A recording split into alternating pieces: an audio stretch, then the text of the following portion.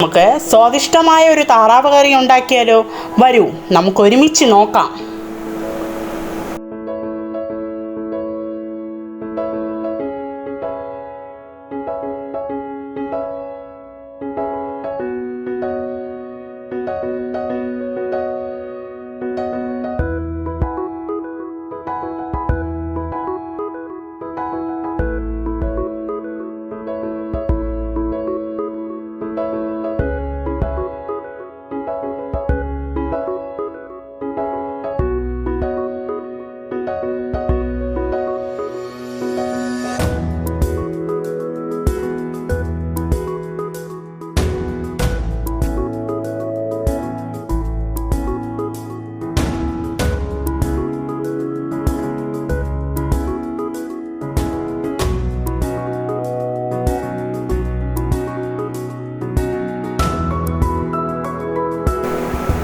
ആദ്യം ഒരു ഉരുളി തന്നെ എടുക്കാം നമുക്ക്.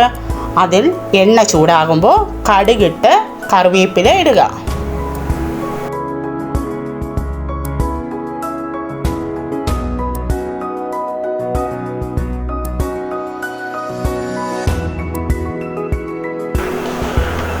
അതിനുശേഷം നമ്മൾ എടുത്തു വച്ചിരിക്കുന്ന സവാള ചേർക്കുക.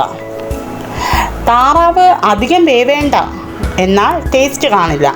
മഞ്ഞൾപ്പൊടി, ഉപ്പ്, കുരുമുളക് പൊടി, അരക്കപ്പ് വെള്ളവും ചേർത്ത് ലോ ഫ്ലെയിമിലിട്ട് വേവിച്ചെടുക്കണം. അതിനുശേഷം ഞാനിവിടെ പച്ചമുളകാണ് ആഡ് ചെയ്യുന്നത്. ഉണ്ടൻ മുളകാണ് എടുത്തിരിക്കുന്നത്. നിങ്ങൾക്ക് വേണമെങ്കിൽ സാധാരണ പച്ചമുളക് എടുക്കാം. അതിനുശേഷം ഇഞ്ചി വെളുത്തുള്ളി ചേർക്കുക, ചെറുതായിട്ട് അരിഞ്ഞത്. നന്നായി വഴറ്റുക. കുറച്ച് ഉപ്പും കൂടി ചേർത്ത് കൊടുക്കുക.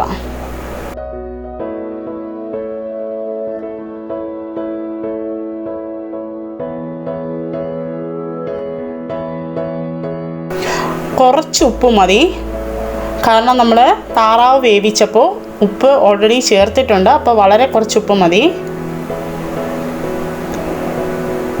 നന്നായി വഴറ്റുക.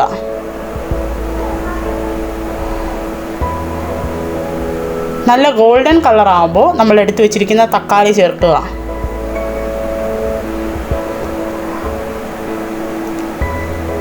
അതിനുശേഷം നമ്മുടെ ഹീറോ വരുന്നു. നമ്മുടെ വേവിച്ച താറാവും കൂടെ ചേർത്ത് നന്നായി ഇതിനെ ഒന്ന് മിക്സ് ചെയ്തതിന് ശേഷം മുളക് പൊടി ചേർക്കാം. നമുക്ക് മുളക് പൊടി നമ്മുടെ എരിവിനനുസരിച്ച് ചേർക്കാം. ഒരു 3 ടേബിൾ സ്പൂൺ വരെ ആവാം. നല്ല എരിവുണ്ടെങ്കിലേ താറാവ് കറിക്ക് നല്ല ടേസ്റ്റ് വേണം. അതിന് ശേഷം 1 സ്പൂൺ മല്ലിപ്പൊടി, 1/2 സ്പൂൺ മഞ്ഞൾപ്പൊടി, 1 സ്പൂൺ ഗരം മസാല. അതിനുശേഷം നമുക്കൊരു ടേസ്റ്റിന് വേണ്ടി 1 സ്പൂൺ മീറ്റ് മസാലയും കൂടെ ചേർക്കാം. ഇതെല്ലാം ചേർത്ത് നന്നായി അതിനെ ഒന്ന് യോജിപ്പിച്ചെടുക്കുക.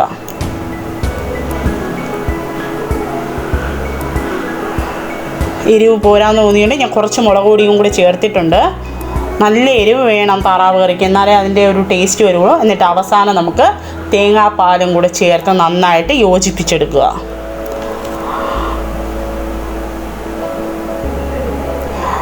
ഇത്ര എളുപ്പമായിരുന്നുവെന്ന് നിങ്ങൾക്കറിയില്ലല്ലോ താറാവ് കറി ഉണ്ടാക്കാൻ. അപ്പോൾ നിങ്ങൾ അതായത് ഇത്രയും ടേസ്റ്റി ആൻഡ് യമ്മി ആയിട്ടുള്ള താറാവ് കറി റെഡി ആയിട്ടുണ്ട്. എല്ലാവരും ട്രൈ ചെയ്യുക. Thank you.